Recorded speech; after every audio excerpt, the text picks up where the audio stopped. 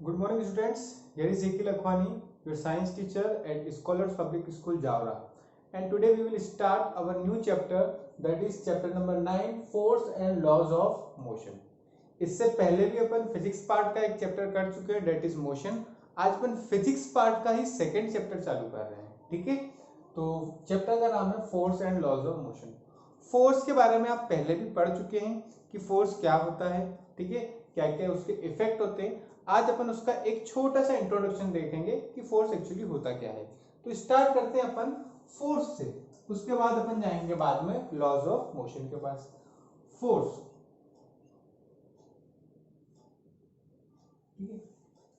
पिछले जो अपने लेक्चर्स थे या जो पिछला अपना जो चैप्टर था उसमें अपन ने मोशन के बारे में पढ़ा. तो अपन ने मोशन में उसके जितने भी टर्म थे सब देखे. डिस्टेंस देखा, डिस्प्लेसमेंट देखा, वेलोसिटी देखा, एक्सेलरेशन देखा, है ना. तो ये जो मोशन हो रहा था, है ना, इसका रीजन अपन ने नहीं जाना कि मोशन क्यों हो रहा है. तो उसका मेन जो रीजन होता है वो क्या होता है, it is due to force. Force की वजह से ही होता है. अब फोर्स होता क्या है, सिंपल वर्ड्स में अगर अपन इसे समझने की कोशिश करें तो force is push or pull acting on an object. किसी भी ऑब्जेक्ट को मैं पुश कर रहा हूं, अपन से दूर धकेल रहा हूं, तो वो क्या है, फोर्स है. या उसे पुल कर रहा हूं, मैं अपनी तरफ उसे खींच रहा हूं, तो उसे भी अपन क्या बोलते हैं, फोर्स बोलते हैं. ठीक है, तो सिंपल वर्ड्स में अपन कैसे डिफाइन कर सकते हैं, a push or pull acting on any object is called force. ठीक है, लिख देता हूं यहां पे मैं, a push or pull acting on any object is called force. ठीक है, सिंपल वर्ड्स में अपन ने फोर्स को डिफाइन कर दिया. अच्छा, एक चीज आपको ध्यान रखना है, आपको नोट्स डेली बेसिस पे प्रिपेयर करना है. जो भी चीज आपको पढ़ाई जाती है उसको आपको नोट करना है, उनके आपको नोट्स बनाना है, क्योंकि ये जो नोट्स होते हैं ये आपको आगे चलकर बहुत ही ज्यादा बेनिफिशियल होंगे. ठीक है, आगे आपको बहुत ज्यादा हेल्प करेंगे आपको पढ़ने में. ठीक है, तो नोट्स तो आपको डेली बेसिस पर पढ़ाना है जो भी आपको यहाँ पे पढ़ाया जा रहा है. ठीक है, तो नोट्स आप बनाते रहिए. तो फोर्स अपन ने देख लिया, फोर्स क्या होता है. अब इस फोर्स की वजह से क्या क्या हो सकता है ना, इफेक्ट क्या होते हैं फोर्स के. मैंने फोर्स तो अप्लाई कर दिया किसी भी ऑब्जेक्ट पर. ठीक है, बैट्समैन ने बॉल को हिट कर दिया, वो भी एक फोर्स है. ठीक है, एक बुक पढ़ी किसी टेबल पे, उसे मैंने मूव कर दिया, वो भी क्या है, वहां पे भी कुछ ना कुछ मैंने फोर्स अप्लाई किया. ठीक है, तो फोर्स क्या क्या कर सकता है अपन वो देखते हैं. तो सबसे पहले अपन बात करें कि कोई ऑब्जेक्ट अगर रेस्ट पर है ना, कोई ऑब्जेक्ट क्या है, रेस्ट पर. जैसे एग्जांपल के लिए मैंने बात की कि एक बॉल है ना, एक फुटबॉल है, जो फुटबॉल यहाँ पे नीचे पड़ी हुई है ग्राउंड पे. तो ग्राउंड पे पड़ी है तो फुटबॉल कैसी है, रेस्ट पर है, मूव नहीं कर रही है, मतलब रेस्ट पर है.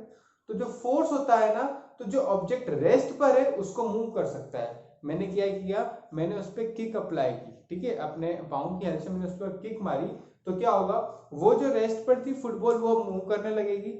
मतलब क्या हुआ, जो रेस्ट पर होता है उससे क्या कर सकता है, फोर्स मूव करवा सकता है. तो ये तो पहला इफेक्ट हो गया. दूसरे इफेक्ट की बात करें अपन, तो और क्या कर सकता है फोर्स. मान लीजिए कोई ऑब्जेक्ट मूव कर रहा है.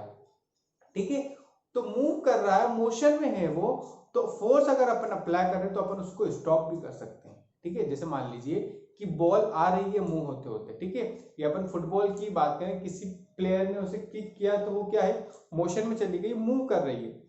लेकिन गोलकीपर क्या करता है, गोलकीपर वहां पे खुद फोर्स अप्लाई करता है, और जब वो फोर्स अप्लाई करता है तब वो क्या करता है, बॉल को रेस्ट पर ले आता है, बॉल को वो रोक देता है. तो फोर्स क्या कर सकती है कि मोशन में भी ला सकती है रेस्ट से, और मोशन से रेस्ट में ला सकती है, और रेस्ट से मोशन में, दोनों ही काम फोर्स कर सकता है. और क्या हो सकता है फोर्स से, किसी भी ऑब्जेक्ट की स्पीड भी चेंज कर दी जा सकती है. ठीक है, कैसे होगी स्पीड चेंज, तो स्पीड के लिए यूं समझिए, मान लीजिए कि कोई लड़का है ना, वो लड़का साइकिल चला रहा है. वो लड़का क्या कर रहा है, एक जैसे मान लीजिए कि ये एक साइकिल है. ठीक है, ये कोई लड़का यहाँ पे ऐसे चला रहा है. ठीक है, एक लड़का यहाँ पे बैठा हुआ ऐसे चला रहा है. तो अब ये क्या करेगा, ये इस तरफ पेडल मारेगा तो इस तरफ ये मूव करेगी साइकिल. ठीक है, अब क्या हुआ, एक और दूसरा लड़का है, ठीक है, ये साइकिल इससे अच्छे से नहीं चलती, तो एक लड़का और है, वो क्या कर रहा है, पीछे से वो धक्का लगा रहा है। धक्का लगा रहा है मतलब क्या कर रहा है, वो इसी डायरेक्शन से पुश कर रहा है। वो क्या कर रहा है, पुश कर रहा है साइकिल को। तो वो जब साइकिल को पुश करेगा तो ये जो साइकिल जो धीरे चल रही थी, ये अब कैसे चलेगी, स्पीड में चलने लग जाएगी। तो फोर्स ने क्या किया, स्पीड को चेंज कर दिया। अच्छा, स्पीड को यहाँ पे इंक्रीज किया, स्पीड को डिक्रीज भी कर सकता है। कैसे कर सकता है, मान लीजिए ये जो ऑब्जेक्ट था, जो लड़का था, ये जो साइकिल चला रहा था, ये पेडल मार रहा था और आगे की तरफ साइकिल मूव कर रही थी। अब ये जो लड़का क्या कर रहा है, ये उसे पुल कर रहा है, ये उसे क्या कर रहा है, खींच रहा है, उसे रोकने की कोशिश कर रहा है। तो इसने भी फोर्स अप्लाई किया, लेकिन अब क्या होगा, अब जो वेलोसिटी जा रही थी उस वेलोसिटी अब क्या हो जाएगी, वो थोड़ी थोड़ी कम हो जाएगी। तो स्पीड यहाँ पे क्या हो गई, कम हो गई। तो फोर्स क्या कर सकता है, स्पीड को कम भी कर सकता है। नेक्स्ट बात करें अपन, तो फोर्स जो होता है किसी भी ऑब्जेक्ट की डायरेक्शन को भी चेंज कर सकता है। ठीक है, डायरेक्शन कैसे चेंज कर सकता है, जैसे मान लीजिए कि मैंने बॉल फेंकी है ना, मैं क्रिकेट खेल रहा हूं, तो बॉलर क्या करता है, बॉलर ने बॉल फेंकी, तो बैट्समैन क्या करता है, अब बॉल तो जा रही है, एक डायरेक्शन में जा रही है, बैट्समैन उसे हिट करता है।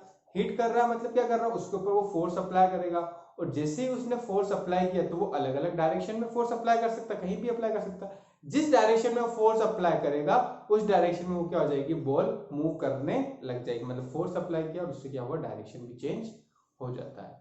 नेक्स्ट अपन बात करें तो जो फोर्स होता है, फोर्स किसी भी ऑब्जेक्ट का शेप भी चेंज कर सकता है। शेप कैसे चेंज कर सकता है, जैसे मान लीजिए रबर बैंड है, रबर बैंड को अपन स्टिक कर रहे हैं तो क्या होगा, उसका शेप चेंज हो जाएगा। या सिंपल और समझिए कि मेरे पास टूथपेस्ट है, ठीक है, तो टूथपेस्ट पे क्या हो गया कि मान लीजिए मेरे पास कोलगेट है ना, टूथपेस्ट है, तो अब उस पर जब अपन फोर्स अप्लाई करते हैं, ठीक है, उस पर फोर्स अप्लाई करेंगे, नॉर्मल जब नई नई आती है तो उसका शेप कैसा रहता है, लेकिन जैसे मैंने उस पर फोर्स अप्लाई किया पेस्ट को बाहर निकालने के लिए, तो उसका वहां पे क्या हो जाएगा, वहां पे उसका शेप चेंज हो जाएगा। तो फोर्स अप्लाई किया और वहां पे क्या हो गया, उसका शेप चेंज हो गया। तो ये सभी इफेक्ट होते हैं जो फोर्स की वजह से होते हैं। वन बाय वन में यहाँ पे आपको नोट कर देता हूं, वो आपको नोट्स में भी नोट करना है, ठीक है। तो नेक्स्ट यहाँ पे है फोर्स के बाद इफेक्ट ऑफ फोर्स। फोर्स के क्या क्या इफेक्ट होते हैं, ठीक है। तो पहला जो अपन ने देखा था, force can move an object line at rest. ठीक है, जो रेस्ट पर है उससे फोर्स क्या कर सकता है, मूव करवा सकता है, मतलब मोशन में ला सकता है। Force can stop the object in motion. जो ऑब्जेक्ट मोशन में है उसे वो क्या कर सकता है, स्टॉप भी कर सकता है। Force can change the speed of an object. कोई ऑब्जेक्ट है उसकी स्पीड को भी फोर्स क्या कर सकता है, चेंज कर सकता है। ये भी अपन ने देख लिया। नेक्स्ट अपन देखें, force can change the direction of an object.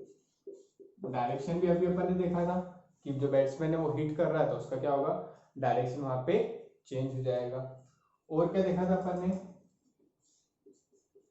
Force can change the shape